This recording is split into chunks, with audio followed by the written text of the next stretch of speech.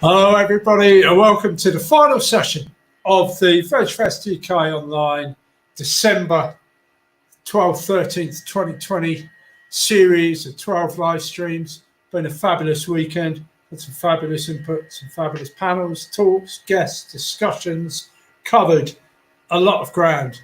And our final panel of the evening is going to prove to be extremely interesting. It's going to involve animal rebellion, a number of representatives from animal rebellion from across the globe, which is really exciting. One of the bonuses of the online option.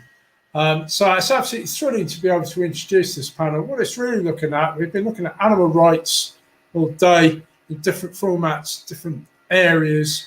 And this really is about putting the animal rights, the rights aspect, into the animal rebellion. That's not to say it's not already there, but it's about clarifying that understanding. This is a supportive discussion. This isn't really about one way of thinking or the other. It's more about asking questions. And as we've mentioned before, it may well ask more questions than it answers, but that's great because we want to initiate discussion. We want to fuel curiosity and people, taking time to sort of learn about these aspects. And in particular, if you're going to advocate for animals, I think it does from experience pay to, have a little bit of attention to some of the ideology, some of the thoughts, some of the campaigning, some of the language, and try and be a better advocate, really, and improve your understanding and your position, or your understanding of your position. So I'm absolutely thrilled to be joined by, I think, a maximum amount of guests tonight. But one guest in particular is going to be here. Before I introduce guests, I just want to say thank you to George for all your work putting this together and your enthusiasm and your, really good, bright response. That's been great. That's inspired me actually a little bit to keep doing some of this work and ask some of the questions and initiate or continue these discussions. I'm very grateful for Phillip Murphy, who's going to join us now. Phillip, thanks for coming from New York City. You've been with us before, and I know you got a lot of valuable input. You're just ahead of me in the years stake, so I'm always just trying to catch you up. But you're also a fabulous example of really good fountain of knowledge and experience. Particularly, as your representative as the USA for animal rebellion, so you've got a really good position here amongst many others. So Phillip, I'm going to hand over to you actually for about half an hour, 40 minutes, let you lead this discussion, introduce the panelists, and we're going to use this as a platform to develop these ongoing conversations. It's an ongoing, as they say, always going to be welcome back. AxR, always interested in this work. And Phillip, if you'd like to take over, and then I'll pop back in. There will be opportunities to ask questions. People can ask questions. We'll keep an eye out. If we have time, we'll ask them for the panel. If not, we'll invite the panel to go on to the comments afterwards and have a discourse there. So Phillip, if you'd like to introduce first of all yourself and then our panelists for the evening. Take it away, as I say. Thanks so much, Tim, and thanks for hosting an animal rebellion session for this wonderful event. And appreciate your framing of bringing animal rights into the animal rebellion. We work very hard at that. And briefly, as you mentioned, I'm in the States, in New York City, and I'm a North American liaison for Animal Rebellion and also a co-founder of Animal Rebellion New York City. If we could bring in the panelists, I'd like to just ask the panelists to introduce themselves briefly, say their name and where they're from, and then we have a couple of framing questions and we can get rolling. So maybe we'll start from my screen, Malin. Hi, everyone. My name is Malin, and I am in Stockholm, Sweden. Thanks, Malin. Tracy? Hi, I'm in Dublin, representing Animal Rebellion Ireland. Thank you. And Harley? Hi, I'm Harley. I'm here calling from Manchester representing Animal Rebellion UK, but I'm from Australia. Thank you. Remus?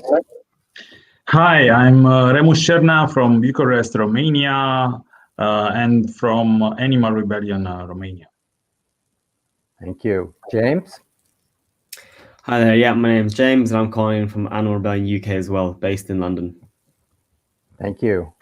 And Mayo? Hi, I'm Mayo and I'm from Taiwan and I'm the organizer of Animal Rebellion Taiwan. Thank you, Mayo. Apologies for the mispronouncing your name. And finally, my New York City colleague, Malaya. Mute. The mic. Oh, my name is Malaya, and I'm an organizer with Animal Rebellion New York City. I live in Brooklyn, and I'm a Filipina animal rights activist who's on the autism spectrum. So, welcome, everyone. It's great to be here with you. Per our prior conversations in advance of the event, I had shared a couple of framing questions based on a conversation that Tim and I had following his idea of, naming this session, bringing the rights into the rebellion. So I'll just lead with this question, and then maybe we can go around and get people's perspective and have some time for a little back and forth as well. So first question with a little bit of a lead in. The full articulation of Animal Rebellion's first value reads as follows. We are an anti-speciesist movement that has a shared vision of change. It goes on creating a world that protects beings of all species for generations to come. And further on, in relation to our movement's culture, we are inspired not only by human action, but also animal resistance, and we believe in co-creating a world with individuals from all species for a just and secure future. So I know the anti-speciesist piece can be challenging to bring to the general public. Hoping this can be a dialogue about, sharing best practices and seeing how we can really hold the space of sharing this anti-speciesist vision and establishing a plant-based food system. So why don't we go around again, if we could, starting with Malin. I'm not sure what the actual question is. I'll just kind of share my perspective of sort of Animal Rebellion, Stockholm, Sweden, and how we work with animal rights. Mm-hmm. Is that correct? Yep, sorry. I apologize. I didn't actually read the question. Thank you. So the question is, my apologies. In your activism, how do you and your group articulate and advance Animal Rebellion's anti-speciesist social justice message? So apologies. Okay, I get it. So when we started Animal Rebellion Sweden and Stockholm in February this year, we were actually quite cautious with sort of pushing the agenda with veganism and anti-speciesism, because we already have a strong vegan animal rights movement in Stockholm, and we really loved that Animal Rebellion focused on all the enormous benefits of having a plant-based, just, sustainable food system. So we focused on those bits like climate change and health and pandemics, etc. in the beginning. And now when we are becoming sort of a legit and actually popular organization, and actually Extinction Rebellion is starting to reach out to us, and they want us to lecture about animal agriculture, etc. We are starting to slowly introduce animal rights and anti-speciesism, which I think was a very successful strategy for us in Stockholm to sort of get this mass movement and momentum. And we are very open with that. You don't have to be vegan to be part of Animal Rebellion Stockholm, although there's going to be lots of delicious vegan food and snacks whenever we have meetings and stuff like that. So it has turned out really well for us. And we are going to focus even more on animal rights next year. So maybe next year I will be able to answer this question more thorough. Thank you. Thanks, Malin. Can we hear from Tracy? Sure. Yeah, well, Animal Rebellion in Ireland is a really new and pretty small group still. We got together in August, actually from a breakout room at an Extinction Rebellion meeting. And so the first few of us who put the group together were coming from Extinction Rebellion. I think that probably everyone in our core group of about 10 is from Extinction Rebellion and maybe still is, taking part in AxR activities. But we all shared a strong feeling that animals were not being given priority in Extinction Rebellion. As well as in Ireland in general, we have a new coalition government which had formed right about at the same time with 3 political parties, including the Green Party, who for the first time ever had 12 representatives in our parliament. And so we felt that really animals should be getting a lot more attention, and the animal rights, animal welfare issue should be a lot higher on the agenda than it was. And so that's how we got together. And so right from the start, because we all have the AxR background, we know the whole AxR, values, NVDA way of working, we really wanted to focus on animals. And so because we got together during the pandemic, we obviously haven't been able to conduct a lot of actions. Most of the stuff that we've done has been on social media, although we were able, in kind of a break in restrictions, to do something in front of the Department of Agriculture in the middle of September. And our message there was farms, not factories, and plant-based food system. And so in everything that we've done since, we've really just tried to have the animal piece first, followed closely by the link to climate. And so we've looked at the pandemic. We've looked at, we did an action not too long ago where we painted the streets with animal paw prints, and we had a hashtag 200 every minute, which is the number of animals that are killed in the farming system in Ireland every minute. Yes, 200 every minute, sorry. So I guess that's, and the anti-speciesism, I don't think you hear the word anti-speciesism, if you walk down the street in Dublin, you don't hear people talking about it with each other. But we've tried not to shy away from using that word, and we try to use it where it's appropriate in all of our posts and all of our messaging, because we think it's a really important piece of this that does distinguish us just from another activist group, particularly a climate activist group. So does that answer your question? Thank you, Tracy. Thank you very much. Could we hear from Harley? Yeah, of course. There's so much to say. I'll try and be quick. I guess the one thing that I noticed when I joined Animal Rebellion, and I guess it became particularly present to me when I joined Animal Rebellion, it was always kind of there, was that we talk a lot about shifting public consciousness and changing hearts and minds. And when I was first being involved in animal justice about 4 years ago, that was kind of, I was why don't, kind of struggling with that disconnect of people care about animals, so why don't they make this change? And then I think when I got more involved in the movement and became involved in Animal Rebellion, something I started to see was that a big thing as well is there's the public, and then there's the movement space, the social justice space. And I think recently we've been seeing more and more of a shift of, human rights and environmental justice kind of merging together, and people starting to really connect the dots and see how they work collaboratively. And you'll see a lot of human rights groups talking about environment and environmental and climate crisis. And you'll see a lot of environmental groups now talk about human rights. And I think there's that question of where are the animals? So I think when it comes to that communication side, I feel sometimes we get very stuck on words. It's oh, why aren't you talking about animal rights? Or why aren't you talking about this? And I think it's trying to find new ways of saying the same thing, and trying to understand what is going to shift people, and what is going to shift different audiences.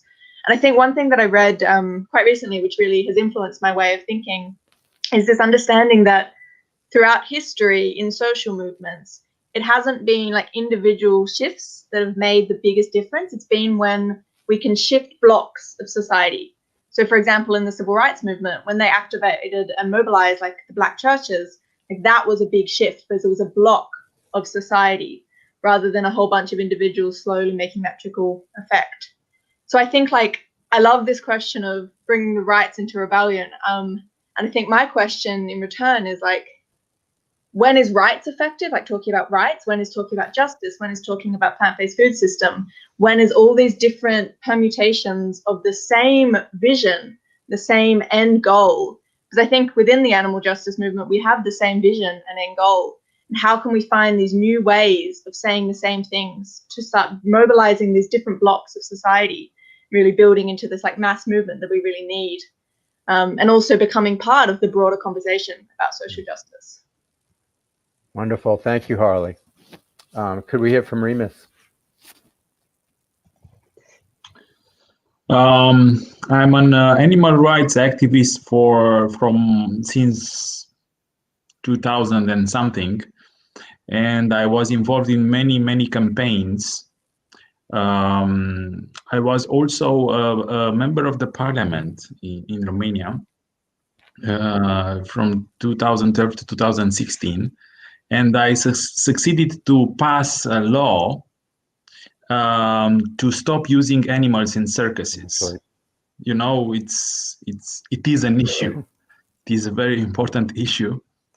And of course, I proposed many other laws regarding animals, like a law to stop cruelty acts against animals, a law against hunting, because hunting is viewed as sports.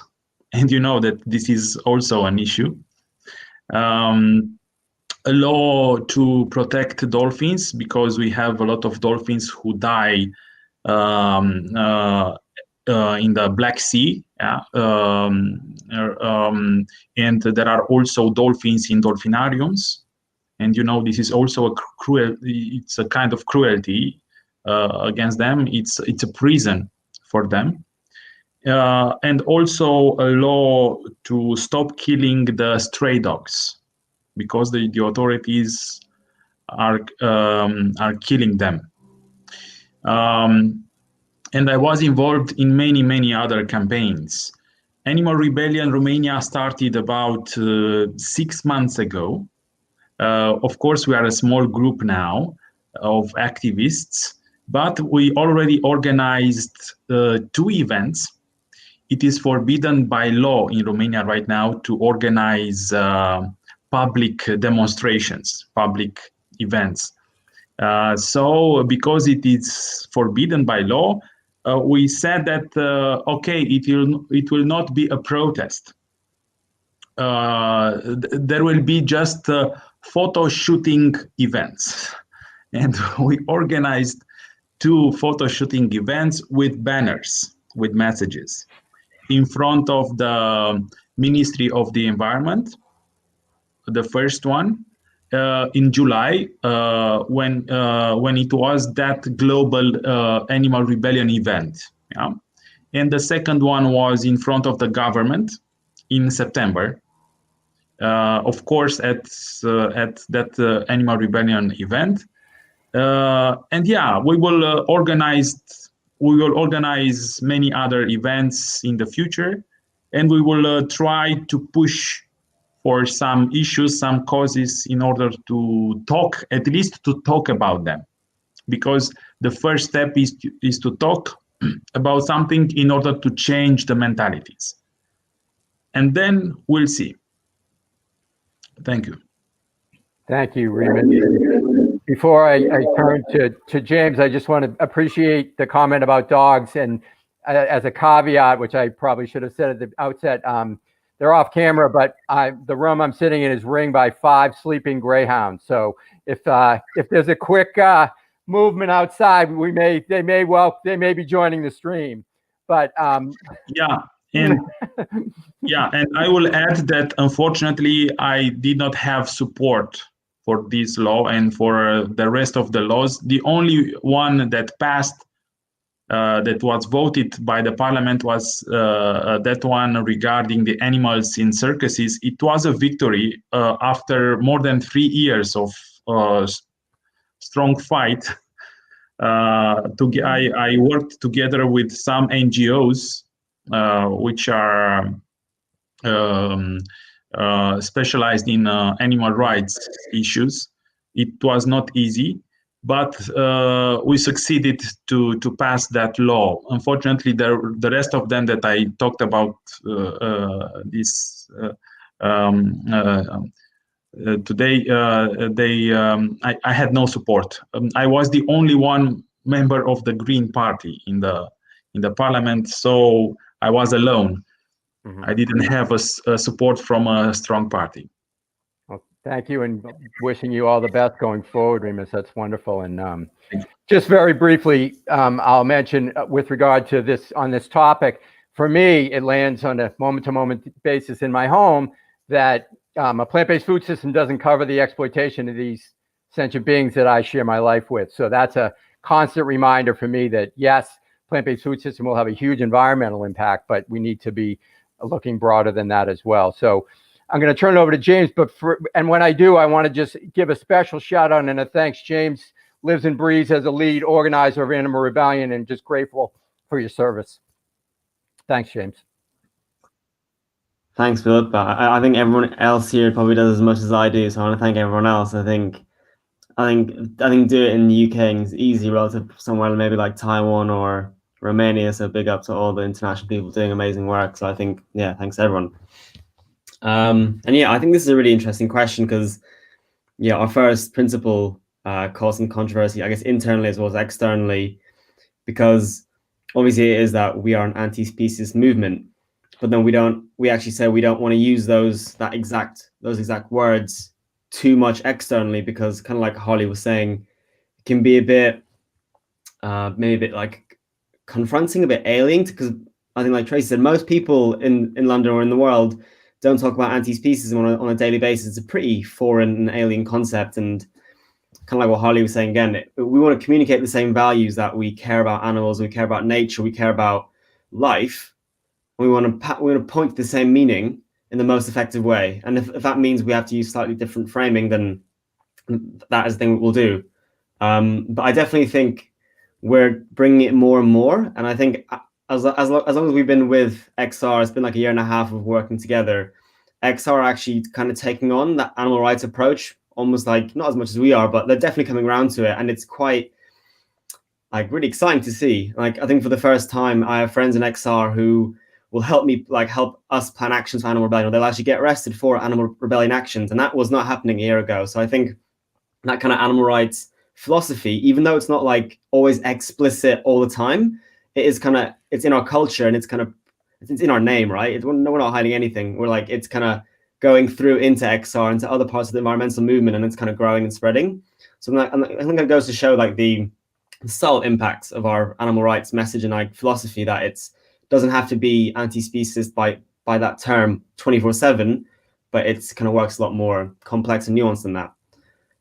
So I guess, yeah, that's my bit, and yeah, I'll pass it on to the next person. Thank you, James. Can we hear from Alaya, please?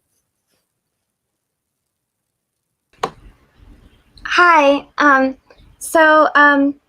wanted to say that. I want to start off by saying that I became vegan animal rights activist 2 years ago, and what actually got me to go vegan at first was when I learned about the link between animal exploitation and the climate crisis, because my family's from the Philippines, which is an island nation of more than 7,000 islands, and I still have a lot of family living there, and the Philippines is the most affected by the climate crisis than any other country. So right now, lots of people are being displaced because of the climate crisis. It's really bad there right now. And so I decided to go vegan, and I wanted to share too that. So Animal Rebellion New York City, one of the things that we're trying to do is we're trying to get New Yorkers to see how animal exploitation is interconnected with many issues that they think are important and relevant right now, like the pandemic and the climate crisis, and also social inequality and racial justice and indigenous rights, and how all of these issues are interconnected, and that we can't have progress in any of these areas without addressing animal rights. And also that we're trying to get people to understand speciesism. Speciesism is difficult for people to see. And so one way that we're doing that is we're trying to highlight their personhood, that we are also animals, that we are all animals, and also helping people understand that speciesism is a form of oppression, like racism and sexism and ableism. And so one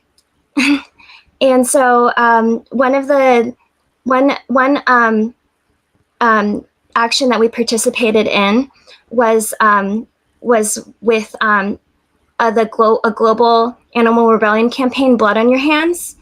And so for that, we did speak out, and we had a really big banner in a park in Manhattan that was about the need for decolonizing our food system, because many humans aren't aware that that animal agriculture is responsible historically and also currently for the displacement of indigenous people and their genocide, and then also radically transformed the planet in many ways.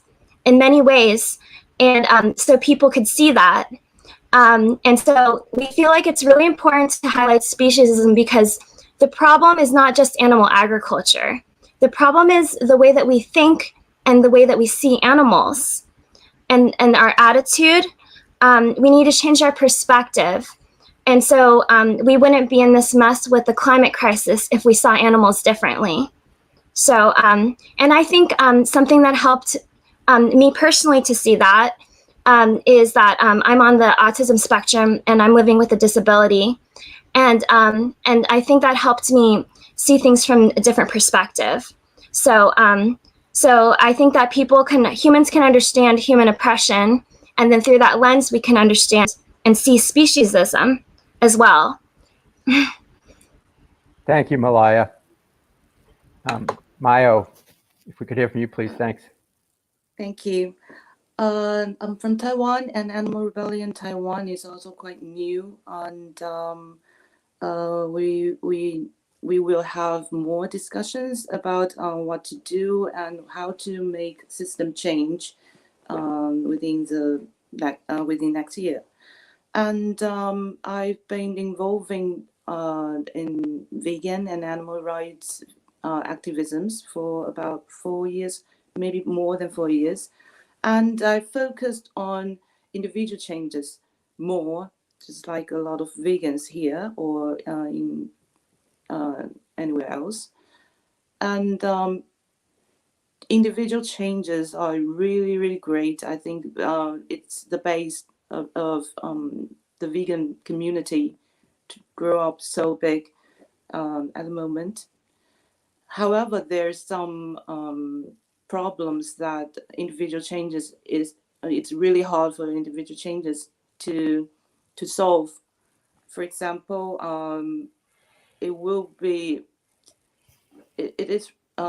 if people just don't care. What if people just don't care? Because there are a lot of them that don't have the perspectives that animals are not us to use or to eat. So it takes a lot of time to change their perspectives about animals. And in Taiwan is actually like a lot of other Asian countries. We are a combination of modern society and with some religious cultures just in our daily lives. So a lot of people, they are more familiar with the religion-based vegetarian diets. And when those people, they are trying to encourage others to go vegetarian, because of their background, they normally they explain things in just based on the religions, like some beliefs, some faiths, maybe some classic books, they might introduce why we shouldn't eat or kill animals, because that's kind of like sinful and it's not ethical. So a lot of people, we are more familiar with that ideas, philosophy. So it is a bit hard for us vegans try to tell people that what animal rights is, because people have something similar that's so used to. So it's quite hard for us to just share the true meanings of being vegan and about animal rights. So I think system change from animal rebellion can solve a lot of things, because if the system is supporting a just and sustainable plant-based food system, then people have a very good supportive system that they don't have to really decide if they want to try so hard to go vegan everywhere, if it's so common. And like, for example, we all know that animal-based products are really cheap. It doesn't show the real cost behind it, like climate impacts, or a lot of cost behind, like meat, dairies, and eggs. And plants, vegetables, fruits can be really expensive for a lot of people. So if I struggle to live, why will I choose plant-based food rather than just normal food for a lot of people? But if the system is changing, then the real cost behind meats can be revealed. So most people, just very easy options for them, that meat is more expensive, vegetables much cheaper and healthier. So they will choose plant-based food, just obviously. So for me, that's trying to educate people what animal rights is really important. But I really want to introduce the system change philosophy or strategy into Taiwan. Thank you. Thank you, Mayo, and thank you all. I just want to acknowledge, and it's come out in these great, comments about the tension between the anti-speciesist rights and the broad-based appeal.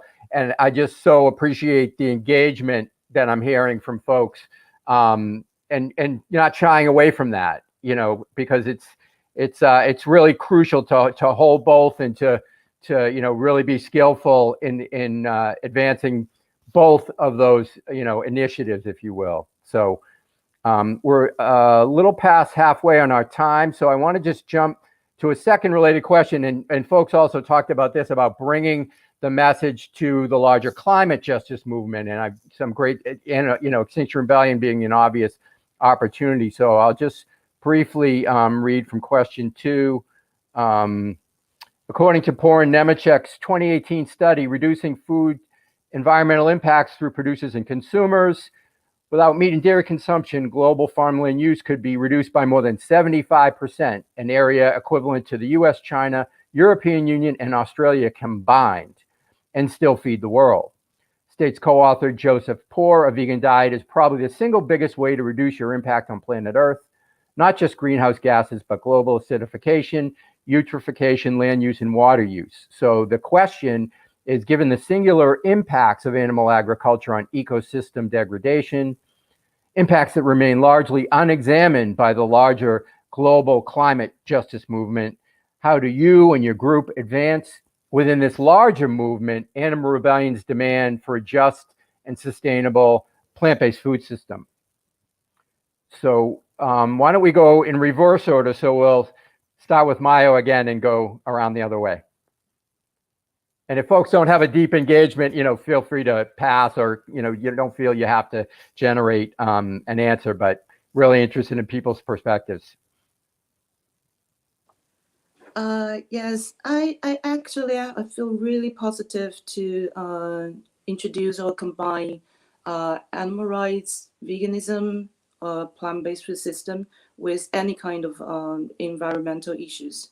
And so organizations of environmental environment and animal rights should definitely work together, because animal agriculture is one of the major problems that causing global warming and climate crisis. So it's animal rights is an ethical social issues we have, but it also the impact about animal agriculture, it's just so big that it just impact and influence a lot. So environmental perspectives are just very easy to combine, because it is true that producing meat companies, corporations, the system based on the benefits from agriculture is truly destroying our planet. So it's a big issue that everyone is facing. And back to Taiwan, a lot of Taiwanese are really, really supportive about being more environmental friendly. There are a lot of people, they tried so hard to be plastic free, even low impact or zero waste. And maybe I think within these years, going vegan and animal rights, or even just less meat free, are not really that focused on discussed within the environmentalist organizations in Taiwan. Not yet. So I think it's a very, very good chance that we try to combine all our powers, all our strengths, to let more people know that it is actually true that meat is hurting us, hurting our home, hurting our the planet that we live. And thank you. Thank you. Wow. We've got 6 panelists left and 20 minutes. So just want to encourage people to be generous in sharing their time. So Malaya, can we hear from you, please?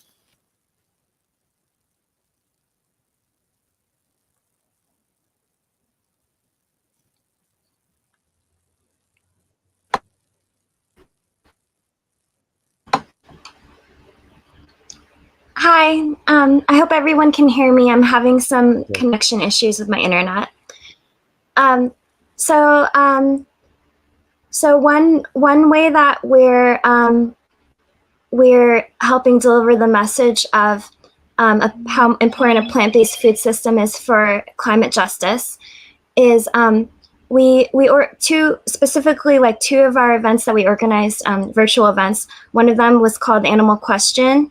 And we touched a little bit on how animal agriculture plays a role, is central to pandemics and the climate crisis, and then also about the treatment of slaughterhouse workers and factory farm workers, and how they're often low-income people of color, and how they're being exploited, and we also in another event that we organized was anti-oppression in action, working towards a vegan world, and then for that we also framed it that ending animal agriculture is really important as a starting place for addressing social inequality and environmental justice, and and we talked about like what are some strategies that people are doing in New York City to work towards this. And so so there are also people who are working in their communities who are spending a lot of time addressing this in their communities. And so we invited Omawali Adewale from Black Veg Fest, who is an organizer in Black communities in New York City, and also talking about with electoral politics, Jabari Brisport. He's a New York State Senator for the Democratic Socialists, and talking about how his plans for animal rights, that he wants to take the subsidies for the dairy industry and use them to help dairy farmers exit the dairy industry and find alternative employment. So talking about like, those are two of our speakers talking about using street activism, community organizing, electoral politics. So I don't know if that answers your question. Thanks, Malaya. Thank you. Can we hear from James, please? Yeah, thanks, Phil. Yeah, I think obviously it plays a huge role, and like we said, it's so. And I guess the reason why we focus on the environment is because I guess we see it as like a huge opportunity for animals and the planet as like a big lever to win change currently. Because if you just think about the strength in the environmental movement right now, you look at the rise of AxR, it was really meteoric, coming from 2 years ago to being literally 100,000 people across the world. And I guess based on that, we were thinking there's going to be huge wins in the climate movement in the next 5 to 10 years. And so what we have to do as Animal Rebellion is almost like, sadly, make them aware that they're kind of missing animals from the picture. And that not only is it important for animals in their own sake, but actually, if animals are 18% of global greenhouse gases, that has to be included in like a green change for the future. So I guess that we see it as like a huge opportunity for animals, but also for the planet. And it's like it'd be a huge loss, I guess, essentially, if no one was doing this work. And yeah, so I guess in terms of how we do it, it's, I guess, the simple ways, like obvious ways, like it's in our demands, right? It's like our demands are always framed in terms of, they're actually AxR is the exact same demands as AxR, but they can't be met unless we talk about animal farming. And that's like the plain truth of it. And I think Harley was saying this before, whenever we do actions or when we do messaging, we always talk about animals and the planet together. And that's how we always kind of keep the environment on the agenda, as well as animals, where, because obviously these issues are interrelated, but we want everyone to know that we, like, the environment is a main driver for us. And an example was like the pink truck action. It said animal farming equals pandemics and climate crisis. So we're trying to highlight the multiple issues. And if it was down to me, I would have put that and animal suffering, but we'd never have space in the truck. So I would love to talk about more stuff, but there's only so much real estate on trucks. But like, that's the whole point. It's like in everything we do, we want to highlight the multiple issues and like kind of tie them together. Because I'm sure a lot of people don't really think of animal farming as like the cause of pandemics, animal suffering, and climate change. So we're really trying to like bring that all together, and hopefully that is something that is working. And yeah, like I said, AxR is definitely a lot more receptive to the message, and I'm really happy to hear like Tracy, like you and a lot of your group came from AxR, which is like exactly what we want, right? People in AxR do care deeply about animals as well, and this is like getting them to kind of get involved in the same movement. But yeah, I guess the really exciting thing as well is that AxR is doing the strategy assembly for the next year for the 2021 strategy, and there is people from Animal Rebellion on that kind of assembly. So hopefully we'll get animal farming a bit more included in like AxR's almost like main, or actually AxR UK's kind of strategy going forward, because they're definitely coming more into it. But it's nice to get that kind of on paper, like, yes, we care about like animal farming. So fingers crossed to Marina and Kerry, who are doing that hard fight and trying to get that on the agenda. So yes, I guess that's one of the few ways we try include the climate in our messaging. Fantastic. Thank you so much. Can we hear from Remus, please? Following what James said, I would say that we need to put pressure on at the political level, because most of the decisions will depend by politicians, by what they think and what they will vote for or against. And also to try to push for some changes in economies, in our economies, because we have to make this transition to a green economy as soon as possible. And let me confess to you that I'm also an entrepreneur. I have a few businesses, but one of them is a green vegan one, because there are many businesses which are green but not vegan, and there are many businesses which are vegan but not green.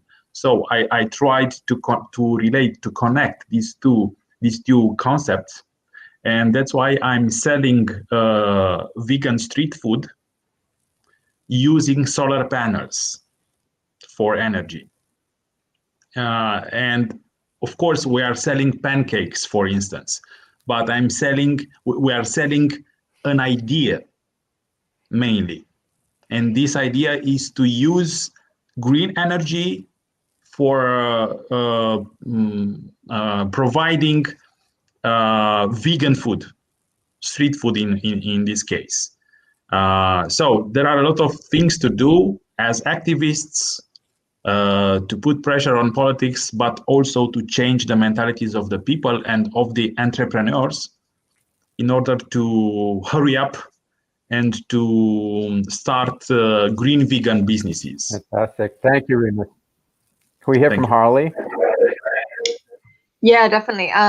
So I think there's like that question or that conversation around like how do we actually get the animal message into these environmental groups? I think it's a really critical one and a really key one. And like the way it happens inside my head is I see it on a bunch of different levels, but two of the main ones are like the grassroots kind of domain and then like the NGO kind of domain. And like the way we influence, and I'm talking about the environmental movement. And I feel like there's these different ways of influencing each different player. And I think in like the grassroots sphere, so yeah, we like talked a lot about AxR, but also other groups as well, like whatever's kind of dominant in different countries. I think what I've seen be really effective is those one-to-one interpersonal connections. Because I think the biggest shifts I've seen in like AxR in the UK have come from the fact that there's a lot of cross-pollinating. People from AxR join Animal Rebellion and they're still involved with AxR. Animal Rebellion people will do actions with AxR. AxR people will start to come over and do actions with Animal Rebellion. And it's this slow build of trust. So, and I think like honestly, one of the biggest things that have helped bring the animal message into AxR is that people wanted to be involved in Animal Rebellion actions. Like we did cool actions, and it might seem like boring, but yeah, like and I think a big thing with that is that we started to bring the climate message into typically animal justicey domains. So for example, when we shut down like the slaughterhouse in Manchester, our banner read the same as the pink slaughter truck. It read animal farming equals pandemics and climate crisis. So we started to bring the climate crisis at a slaughterhouse into a typical animal justice domain. So suddenly all these environmental activists were supporting an action which was very animal justicey, kind of bringing them more into this sphere and bringing them more into this domain of, yeah, animals and climate. So I think like those one-to-one connections I've seen be really effective in kind of on a grassroots level. Then I think on the NGO level, like what really speaks is success. And we know that on the NGO level, there's a funding thing as well, where there's certain money which is going towards certain elements of the environmental movement. And at the moment, it's really not going to the kind of animal agriculture question. But I think what we've seen is when we started developing campaigns with a shared common goal that a lot of environmental groups and animal justice groups have and are working towards, then we can start building those coalitions and environmental groups will start working with us because we have this shared goal. So I think, yeah, those one-to-one connections as well as that shared goal that we can strive towards and finding those common points of interest really help to start bringing this animal question. And I think like the biggest thing is like we need to be in the room. Like I think, you know, sometimes it can be so uncomfortable being in a group of environmentalists who aren't talking about animals, and it can be frustrating. But it's like if we're not in the room, if we're not in those conversations, if we're not where it's happening, then we can't keep this pushing forward, and we can't, as James said, take advantage of this massive opportunity that really needs to be grabbed and ran with for animals and for the planet and for all of us, really. So yeah, I think just staying in the room is my biggest thing. Tracy, could you share a bit? Yeah, sure. Well, as I said, we came from AxR, I think all of us, and so there's not a hostility at all, I don't think. AxR in Ireland has been a bit quiet since the rebellion week of, the autumn last year. So I think that, similar to what Harley was saying, I think we are starting, as we start to do some actions to get some AxR people who are interested, who want to do some stuff, and are happy to join us. I think for us in Ireland, a bigger challenge really is figuring out how to talk about bringing in a plant-based food system, to a country that still has such a strong rural identity in its head as much as anything. I'm sure the majority of our people live in cities now, but still really identify with Ireland as a country, not just that a country of farmers, but the best farmers in the world. We're this green and fertile island, and we produce the most sustainable beef. So we have to keep producing that beef because somebody else will be producing it unsustainably if we don't do it. And that really is, that is out there, that idea. And so it's hard for us to know, we want to bring people with us. We want to create a mass movement. And it's a real challenge. I mean, I mentioned that banner that we did that said "Farms, Not Factories." And so, on the one hand, we had, we have a growing minority, I'd say, of vegetarians, vegans, who are already, really into the plant-based food thing. But they were saying to us, "What are you talking about farms for? We don't want any farms." And we were saying, well, farms can grow things other than beef and dairy. And then you had on the other side, the farmers going, when you say farms, not factories, you're talking about 100,000 family farms that you want to see disappear. So we're really trying to get the message out there that, we want farms, good farms. And we also did a post recently about animal sanctuaries and talked about, what's the other side of getting rid of animal farming. But it's a real challenge for us, I think, figuring out how to do this and to, like I say, bring people with us. We know that we're not going to be able to force this through with the 10 of us, so that's Fantastic. our challenge right now. Thank you, Tracy. And Malin? Mm-hmm. Thank you. So I made a list of many of the actions that Animal Rebellion Stockholm has done since we started in February. And our first action was called Go Oats or Go Home. And we went to the biggest dairy in Sweden and we made our first action. And we were 40 people. It was so beautiful. And we tried to really have this clear message of transition to a plant-based milk system. So we tried to be sort of constructive when we were out there. And we did a lot of outreach and it turned out so beautifully. And then 2 weeks later, the world changed. We all know why. So April until June, we stayed at home a lot. We did a lot of online trainings, lectures, both internally, externally. We had a lot of online meetings. We learned how to do online meetings. It was a big learning curve for us. We had a lot of seminars, journal clubs. So we started writing debate articles. We had probably over 10 articles published in different newspapers. And we also got an urban farming lot, so we started doing some farming. In August, we did some training in vegan and organic farming, veganic. And then we had a harvest fest, which was like 95% potato, but it was delicious. And then actually in September, there was this big shift. So we went way political. I don't know what happened. It just, the energy shifted and I don't know why. So we started doing weekly demonstrations outside the parliament without permission on Thursdays. Greta Thunberg is there on Fridays with Fridays for Future. So we leave space for her. Although they're not there right now, they do sort of like an online thing. We are still there in real life. We can be up to 8 people. We have all these rules and regulations that we follow. And then we started an ongoing dialogue with politicians because they have taken our folders. Even the Prime Minister has taken our flyers. And some of the politicians in Sweden, there's like a shift.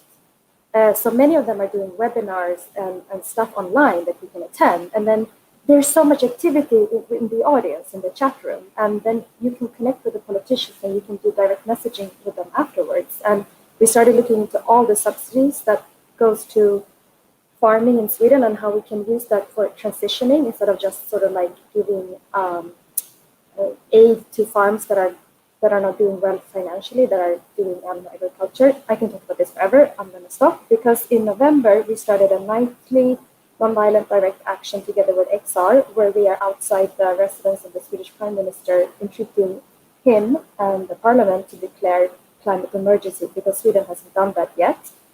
And it's a pretty intense action and it's ongoing. And then we just started a pressure campaign that goes well with New Year's Eve because it works against Brazilian meat, and it's called The Amazon is on Fire, and we do it together with 2 other NGOs. And next year, our focus is, depending on the pandemic situation, recruit new people. Because there's an interest for us, but we can't have meetings really, and online meetings is so difficult for new people. And then we're going to amp up the weekly manifestation outside the Parliament that right now is on Thursdays. We're going to do a Friday one as well. It's during lunchtime. We do a lot of outreach. We're being creative. Now we're doing Christmas carols with vegan lyrics.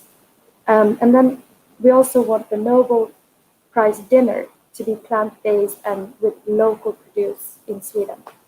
So that's some of the things. Thank you, Malin. Just on a related note, I wanted to mention, this is very recent here in the States. President-elect Joe Biden has nominated for his Secretary of Agriculture someone who is very pro-business, corporatist, not friendly to our position, and it's given us an opportunity to go to the environmental movement with our message. So kind of a silver lining, but this is a former Obama Secretary of Agriculture and very corporatist. So looking for the opportunities where you can find them, and knowing, again, as we close, I want to say thank you to everyone, because this is challenging stuff for us. I think we're in a position where we're really challenged to hold a lot of space as a social justice movement and the environment, bringing the impact of animal agriculture in a speciesist culture. We were all born into a speciesist culture where people, it doesn't even hit their screen by and large. I know I'm preaching in the choir saying this to everybody here. Again, thank you to everybody. Special thanks to James and Harley, who give so much of their time and energy to Animal Rebellion in the UK and hold the space globally. And I'll turn it over to our friends at VegFest. Thank you, everybody. Well, folks, that was absolutely brilliant. What a treat to be able to shut up and listen for a change, and to listen to some very interesting voices. I thank you all, and particularly from a global perspective, to be able to hear those fantastic achievements too, particularly the clarity, the calmness, the dedication. There's a real desire and hunger to make this whole thing grow. I think we can all see there's a real big opportunity opening up, and the opportunity to bring in the understanding that animals are not ours to use is just wide open with the climate change justice debate, and I thank all of you for I'm inspired by that, particularly. I don't want to name names, naming names, but Mayo, listening to you in Taiwan is really, really a very interesting perspective, because we don't often hear that perspective, whereas perhaps, I know Tracy, we listen often to, we have a perspective from Ireland quite often, and we have a really strong, Go Vegan World, and we have Roger Yates, the VIP Project, and of course in the UK we're inundated with fabulous things. But Remus, to listen to what you're doing in it's Romania, isn't it? Yeah, it's just fantastic, and congratulations to all those achievements. And Malin too, what's going on in Stockholm is really interesting too, because it's kind of fun, it's uplifting. But Malaya, I was just spellbound with what you had to say. And I was really interested to hear that perspective. It's such a strong, clear voice for justice. I think that was just an exceptional contribution. And I would hope that you all come back. And James and Harley, thank you for everything you've put in there too. And Philip, thank you for hosting that. That was really well done. You've obviously all had some experience of this. And it is, yes, indeed. Well, there you go. It's 3 a.m. where Tracy, where Mayo is. So thank you even more for that. We're trying to do something about the time zone. You're very welcome. Very welcome. And I hope you found this useful. There's some great resources there. Part of the idea is to have some good resources to share. You're welcome to use them anytime as focus and maybe a starter point for these discussions, or to perhaps use to disagree with even, but there's some great input today from some great guests, and you find them all on the vegfest.co.uk website under the live streams and the presentations. You're very welcome to share these resources, especially of course during Veganuary, because we've got a big global initiative now coming up with Veganuary. Our next show is going to be at the end of that, right at the end of January 30th, 31st. I know there's already some good ideas and input for that. So don't forget, animalrebellion.org. If you want to keep in touch, listeners, people, there are maybe some questions. You're welcome to chat amongst yourselves, as they say. And also, if anyone's added in a few questions, just having a quick look. And there's 1 or 2 comments there. So, but honestly, really just what I want to end up saying is thank you for your dedication and your inspiration and your commitment.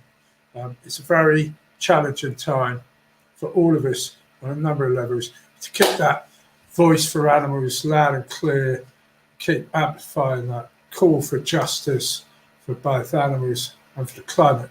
Give us all a future. It's just awesome. On that note, thanks everyone so much. And we're going to close down there now. So thank you, everybody. Now that's the end of this little 2-day sessions. Thanks ever so much, everybody. And we shall wish you well. Wish you all the best for the rest of 2020. And may we have a fabulous 2021. And let's meet up again. Thank you. Thank you.